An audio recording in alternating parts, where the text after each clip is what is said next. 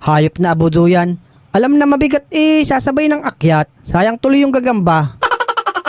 Ayun, may gagamba. Wow, ang laki nito. Gagambang bahay. Ayos, may panglaban na ako kila Alex. A few inches later. Takbo na!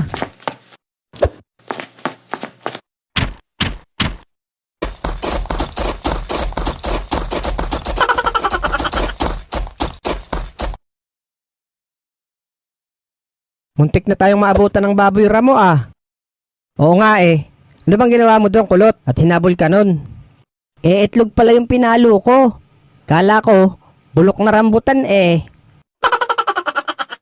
O siya, tara na at paglabanin na natin yung mga gagamba natin.